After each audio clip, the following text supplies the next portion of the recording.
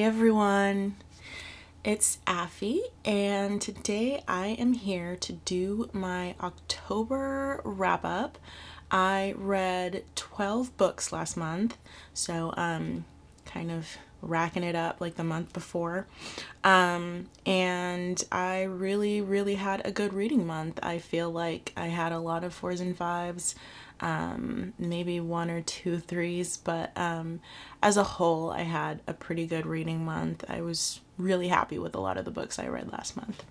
So I'm just going to hop right into it. I won't babble on too long.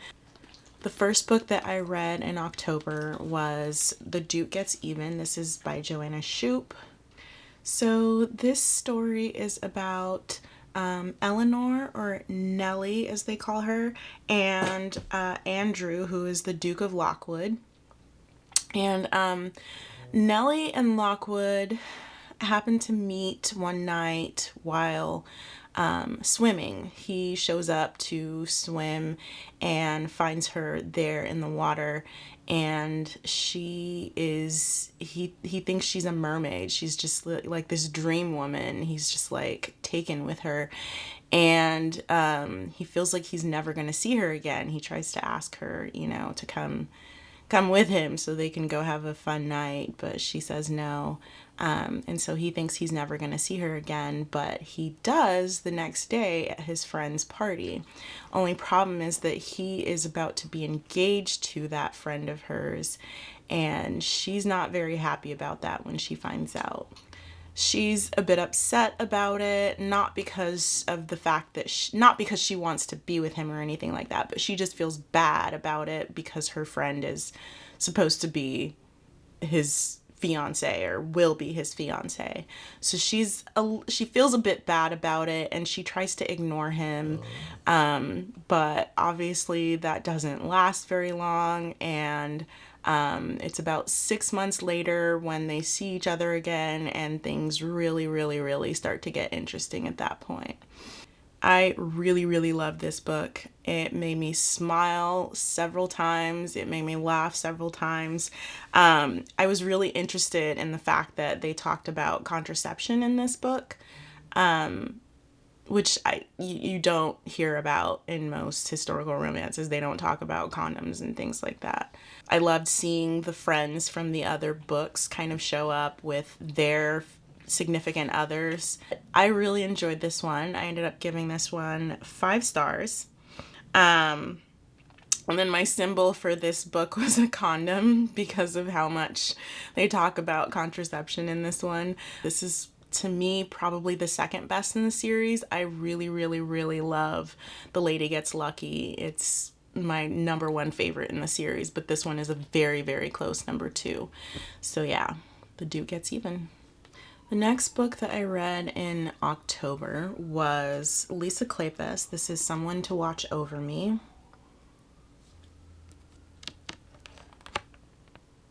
So Grant is a Bow Street runner, and one night a woman floats up on the Thames River, and they think that she's dead, but she's not. This woman is a courtesan, and her name is Vivienne.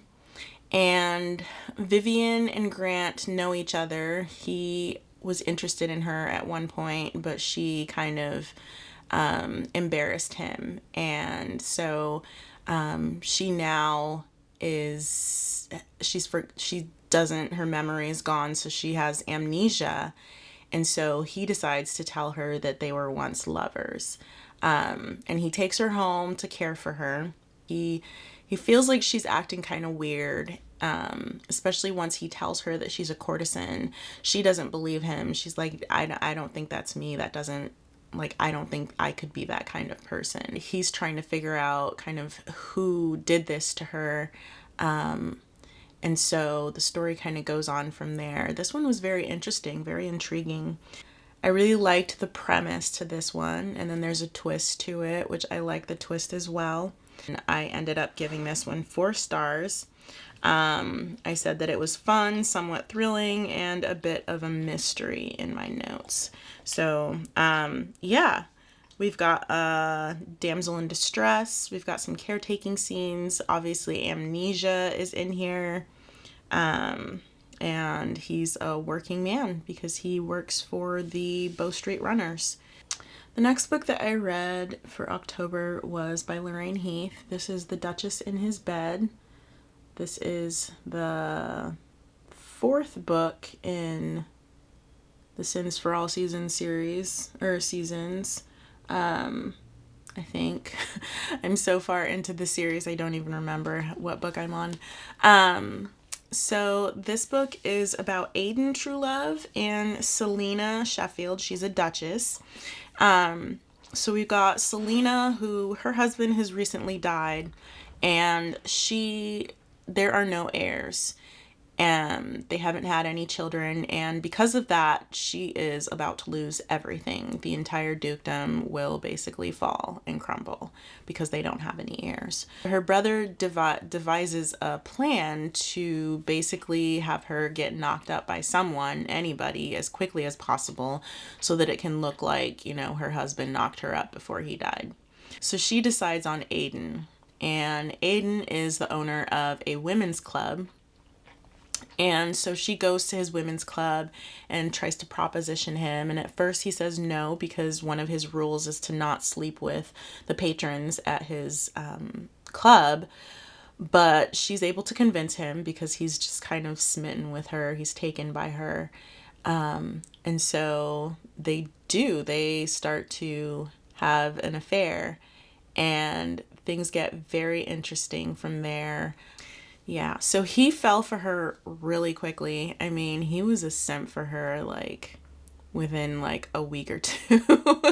He just really, really liked her very quickly.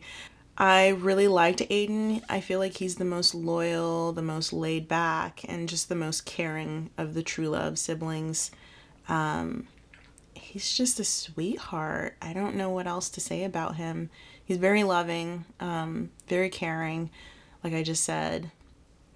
And by the end of the book, I was just like, oh, they're so sweet together. This one was good. I ended up giving this one 5 stars. I think I've given every book in this series 5 stars. There were a few moments where I was kind of nervous as to what she was going to do, but it all worked out in the end. I mean, obviously, because it's a happily ever after, but everything worked out in the end, and I really love Aiden. He's amazing. He's my favorite in the series so far. So yeah, I love this one. So the next book that I read in October was by Harper St. George. This is The Lady Temps and Air. So this book is about the brother of the Crenshaws. This is Max Crenshaw's story. And our heroine is Lady Helena.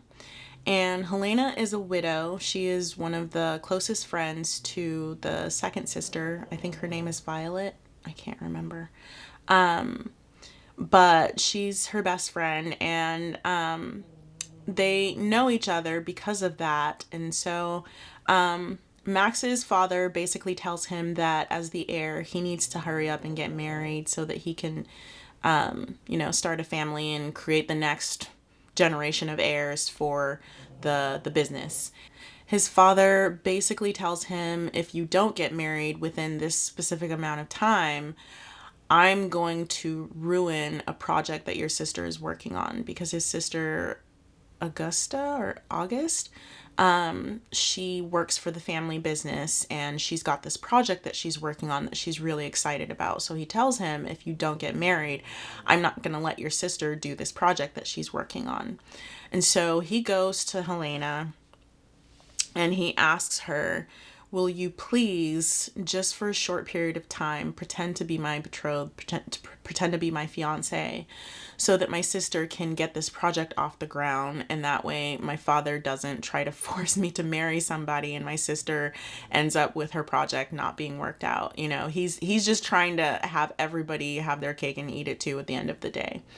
And so she agrees, and they basically start traipsing around like they're, engaged to be married. But of course, in playing as if they're engaged, they start to actually have some feelings for each other. I like this one. It was a little bit friends to lovers ish, in a way, just because they already knew each other, not necessarily because they were friends, but it kind of gave that friends to lovers feeling, if that makes any sense. I didn't like this book as much as I liked the second book in the series, but I definitely loved it more than I liked the first book in the series. August's story just didn't do it for me at all. There's some pretty funny scenes in this book that had me chuckling out loud. A scene with a condom and fire. So yeah, I like this one. I ended up giving this one 4 stars. The next book I read in October is by Sarah McLean. This is Brazen and the Beast. So this is part of the Bare Knuckle Bastard series. This is book number 2. So this book is about Beast, or Savior Whittington is his name, but he goes by Beast, and Henrietta, or Hattie. And Hattie is on her way to a brothel. It is about to be her, I don't remember which birthday number it is, but she's about to turn something or other, and she's basically a spinster at this point. So she decides she's going to go to a brothel and she's going to lose her virginity. Only problem is when she gets to her coach, there's a man who's knocked out in her coach, and she doesn't know who he is. So she basically decides to toss him out and just go on about her business and go to her brothel. But he wakes up and he finds her at the brothel, and he shows up as the person that she's signed up to sleep with. And so he makes out with her, and he's like, I'm going to ruin you. If that's what you want, I will ruin you. I'll do it for you. And so she's just kind of like, oh my gosh, who is this man? Yeah, this one was funny. But he's hilarious. Beast is pretty funny. He plays like this grouchy guy, but by the end of the book, he's just like very gentile and docile and just really sweet with her. And her insecurities around her body, because she is a plus size woman, they were very interesting to read, just kind of how she felt about herself and the way that he didn't even notice. Like, to him, none of that mattered. Like, he's like, what are you complaining about? Like, you look fine to me. So I just thought that was a very interesting aspect to the story. I ended up giving this one 4 stars. I wrote in my notes that he was probably the most talkative man during sex that I've ever read about, because he was just like chatting the whole time. And I think at one point she even points it out, like, wow, you really talk a lot, don't you? Like, he's just a chatty man once his pants come off. So the next book that I read in October was How to Love a Duke in 10 Days. This is by Kerrigan Byrne. This one is about Piers, the Duke of Redmayne, and Alexandra Lane, or Dr. Lane. This book I really enjoyed. So we've got Alexandra, who she goes through something at school in her high school years, and there's a murder that happens that she happens to be part of that murder. It's hidden for years, but somebody finds out and is blackmailing her. So for 10 years, she's being blackmailed. Her friend is supposed to get married to Pierce, but she cannot stand Pierce, and her and Alexandra basically switch places. She's like, you know what? I will marry him for you. You clearly really don't want to marry this guy. And I need the help anyways. You know, she's got her own reasons why she needs to be married. And so she marries Pierce, and they go off on their honeymoon, and things start to happen. There's a lot of intrigue in this one. There's some blackmail, obviously. There's attempted murder. There's murder. There's a love story. There's just everything in this book. And I had a lot of fun with this one. Alexandra is a very strong character, but at the same time, she can be kind of meek and quiet and shy. she's awesome though. Like, she's a doctor of archaeology, I believe. And then the Duke is, he's very, very sweet man. He, at one point gets upset with her. There's like a misunderstanding, and once he realizes what's actually going on, he's very, very, alarmingly, like, caring with her. He really takes care of her after that, once he realizes kind of what's happened to her and why she is the way she is in certain ways. But I ended up giving this one 5 stars. Like I said, all the mystery, murder, and intrigue that you could want with a love story as the main focus. It was just very fun. I had a lot of fun with this book. I have some quotes from this one. I think I have several quotes from this one, and they're kind of long, but I'm going to read them anyways because I really enjoyed them. The first one that I have is, I cannot, will not allow you out of my sight into a world where you might be taken from me. It will cost me to love you like this. It consumes me. It obsesses me. You've somehow, in less than a bloody fortnight, become more integral to my sustenance than the very air I breathe or the water I'm drinking, or the water I drink. All I'm asking is for you to have mercy on me, wife. If there is a battle to fight, villain to face, I beg you to allow me the honor, because the cruelest thing you could do is sentence me to a world without you in it.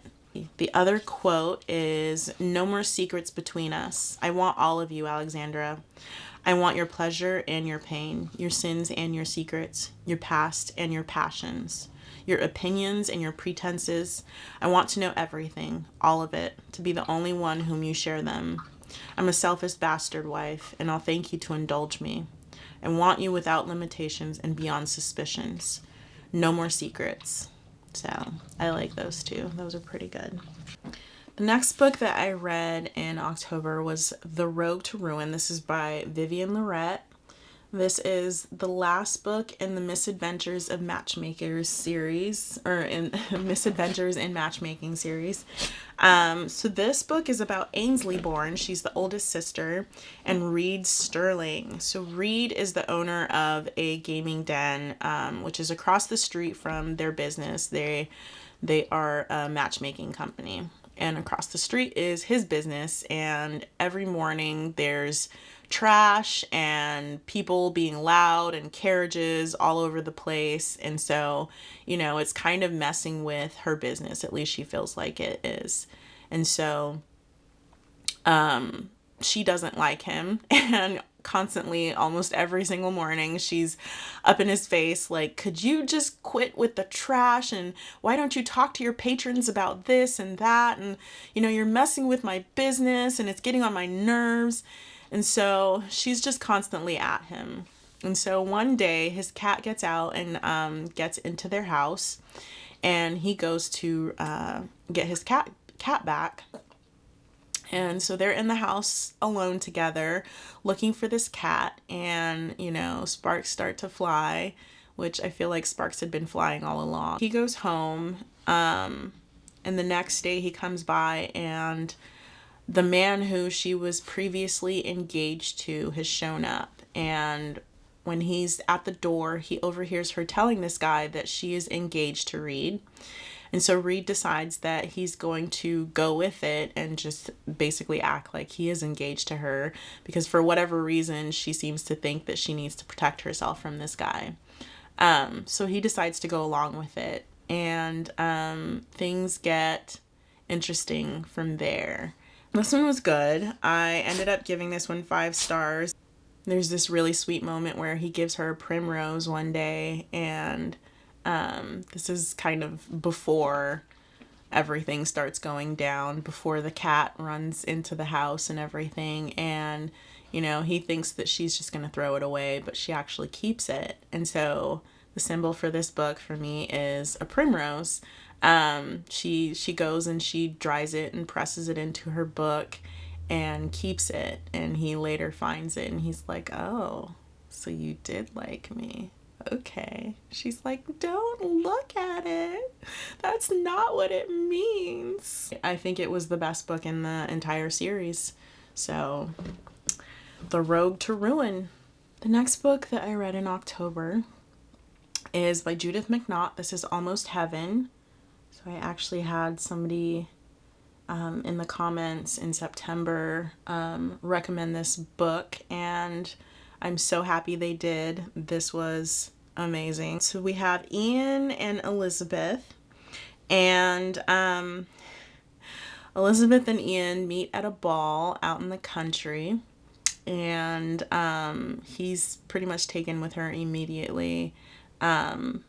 He invites her to go meet him at a cabin somewhere out in the country the next day while everyone's out visiting the town.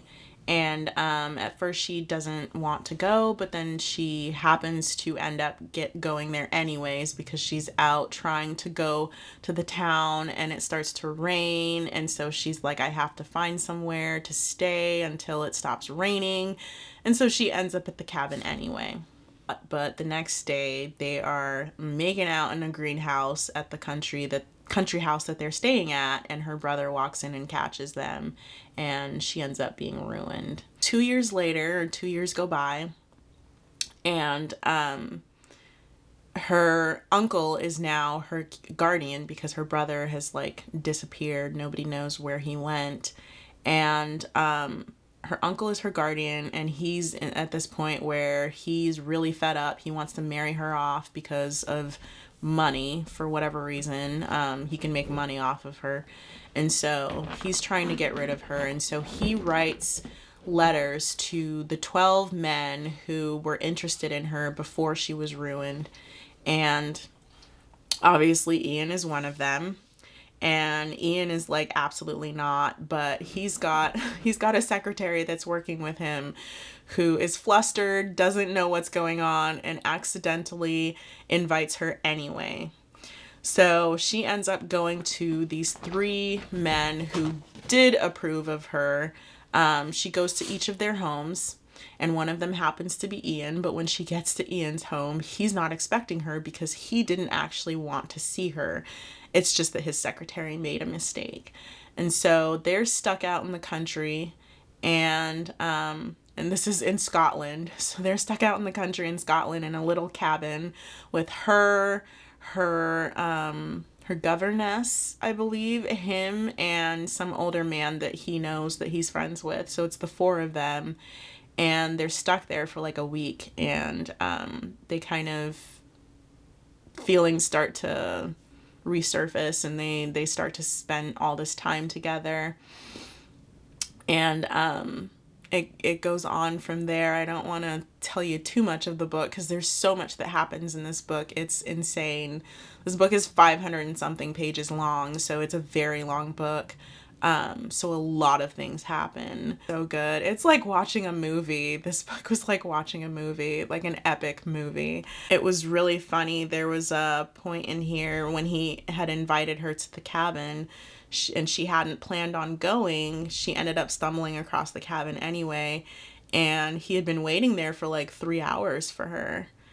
And I was like, goodness gracious, this man really, really wants her. Their chemistry is so good. Like, probably some of the best chemistry I've read in a while. This book had a lot of great moments, a lot of funny moments. I just really liked it. I ended up giving it 6 stars.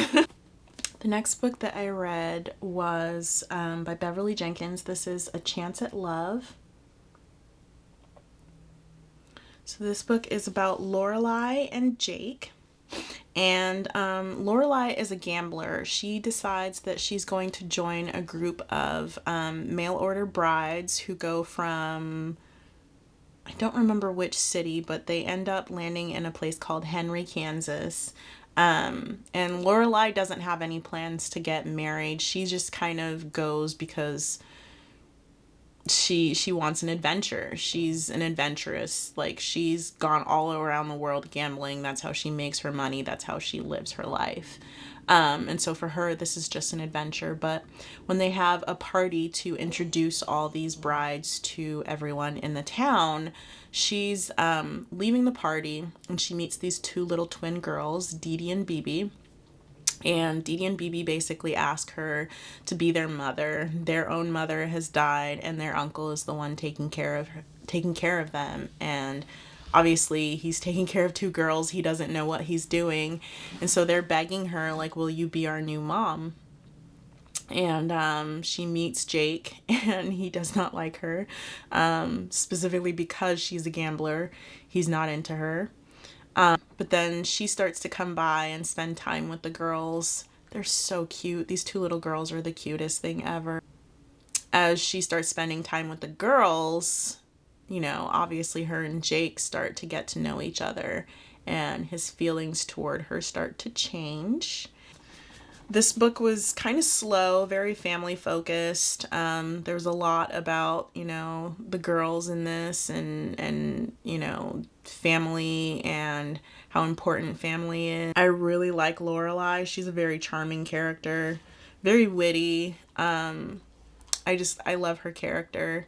And Jake left a bit to be like, it's not that I didn't like Jake, but his character didn't really give me much. He was just kind of this guy that didn't like her at first, and then kind of started to like her eventually, but I don't feel like he had as much of a personality as she did. This had probably one of my favorite wedding scenes ever. I called it the wedding from hell because it goes horribly wrong. And it's pretty hilarious. Somebody crashes the wedding and it just goes very sideways. So I gave it 3 stars.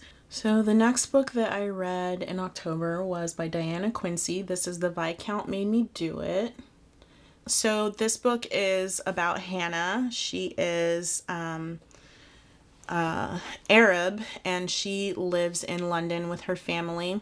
She is a bone setter. And one day she is out doing a call, and Thomas, who's our hero, Thomas and Hannah, Thomas sees her at this coffee shop. She's come there to help somebody with his hand, and this guy is basically lying and just messing with her, and so she breaks his hand. And Thomas is just kind of like, who is this woman? And then he notices a necklace that she's wearing, and the necklace that she's wearing happened to be his dead mother's necklace. His parents were murdered when he was younger, and so he's got a lot of questions about where she got this necklace from. So Thomas decides he's going to find her and, just kind of check and see what this lady is up to. He's a war hero, and so he's got all these issues with like his shoulder, his elbow, his hands.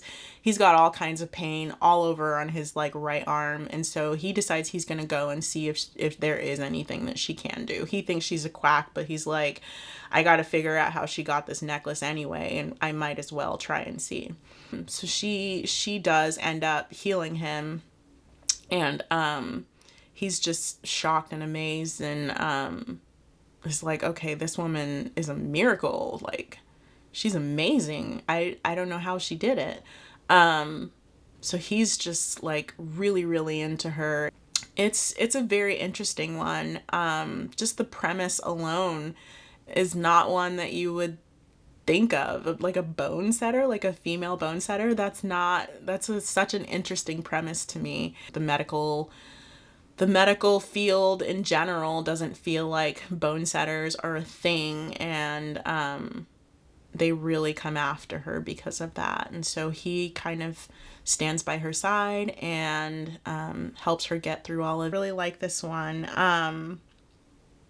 I ended up giving this one 4 stars. I really liked that her culture was sprinkled throughout the book. There were references to like Arab foods and dances and language, like she and her grandmother would speak in in their own language when she was around him sometimes, which is kind of funny. But as a whole, this was a good one. Like I said, I gave this one 4 stars. Just like the first book, I really loved the cultural aspect of this one. So, okay. So the next book that I read in October, and this one I really, really loved. This is by Daria Vernon. This is a novella. This is Get Thee Off My Lawn.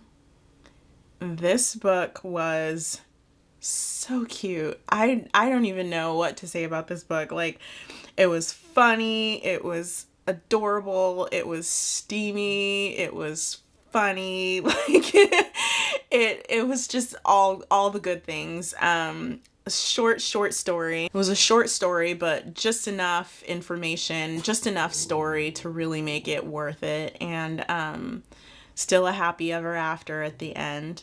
So we've got April and Leopold, and they both have a swan, and April's swan is domesticated, but Leopold's swan is just a swan that happens to live in a pond in his backyard.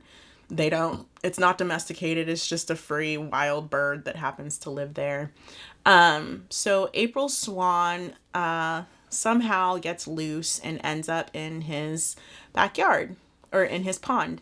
And so she's trying to get her swan, and she falls into the pond. And as she's trying to get out of the mud and the muck, she looks up and there's Leopold, and he's just kind of chuckling at her and just like, what are you doing in the pond? Like, what's going on here? And she's like, instead of laughing at me, would you prefer to maybe help me out of here? And he's just so amused by the whole situation, but he helps her out and takes her home to get her washed up, and things get very, very spicy between them. And she retrieves her swan and goes home. Well, he bumps into her in town a few days later and finds out that she is engaged to be married, and he's not happy about it. He is very, very upset at that fact. They had like a mind-blowing time together, and he is just like saddened by all of this and upset in a way. The story kind of goes on from there. He tries to, I think he tries to steal her swan to get her attention and get her to come back. Gerald is very annoyed by the back and forth. I think Gerald probably is irritated by all the mess going on. It's so funny the way it's written in the back. It says, Gerald the swan does as he pleases, and paddling about on the daring pond pleases him very much. Unfortunately for him, the twits who own his ponds are incapable of declaring affection through any means but swan theft, are in need of a graceful pawn. So I just thought that was really, really funny and super hilarious. She's got this gap tooth, and then she's got a beauty mark, and it just makes Leopold like swoon for her. Like, every time she smiles, he's like, oh, her gap tooth is just so beautiful. You know, at one point she laughs and there's like a whistle that comes out because of her gap tooth, and he's just like, oh, he just like falls out of himself. And it's just a really, really fun read. I don't think I've heard very many people talk about it, but this is definitely a good read. So if you haven't read it yet, Get Thee Off My Lawn. So the last book that I read in October is actually a contemporary. This is a series that so many people have talked about. I don't know that I'm even going to tell you what it's about, to be honest. Maybe I'll give you like a brief mention, but this is Elsie Silver. This is the Chestnut Springs series, so this is Flawless. I haven't read a contemporary before this, so it was kind of interesting to read something in first person. Since pretty much all historical romances are done in third person, I wasn't even sure I was going to be able to read this without being really, really weirded out. So we've got Rhett and we've got Summer. Rhett is a bull rider, and he says something in public that gets overheard. He's a sponsor for like milk or something, for like a milk product, and he's overheard saying that he hates milk. And so obviously this gets out and people are upset, and you know, he's constantly getting in trouble or doing things that he shouldn't do. He ends up beating up a guy that comes to try to talk to him, a paparazzi or someone like that, who tries to get in his face and ask him about the situation. And so now his manager is really upset with him. He's like, do I have to get you a babysitter to get you to start acting right? And then he realizes maybe that's what he's going to have to do. And so he tasks his daughter, Summer, with keeping an eye on Rhett and making sure that he stays out of trouble. And so she joins him at his family's ranch and goes to all of his shows with him. And her job is basically to make sure that he stays out of trouble. And obviously they start to get to know each other. They start to catch feelings. And it goes on from there. I really like this. I gave it 4 stars. He was an interesting character. He's kind of a horn dog. Like, he was constantly thinking about screwing her, which was a bit annoying. It was like, dude, we get it. You really like her in them jeans, but like, can we think about other stuff, please? It's not just her ass and jeans that are important. There's other things about her that are important too. It was different. It was nice to read something different and take a break from historical romance for a little bit. I have the whole series, so I plan on reading it month by month. I plan on reading the second book this month, which is Heartless. And I'll talk a little bit about that next month when I read it as well. But yeah, I enjoyed this. I liked reading it, like I said. Good start to a series, and I gave it 4 stars. All right, so those are all the books that I read for October. Hopefully you enjoyed this video. Hopefully some of these books you might be interested in reading after hearing my thoughts on them.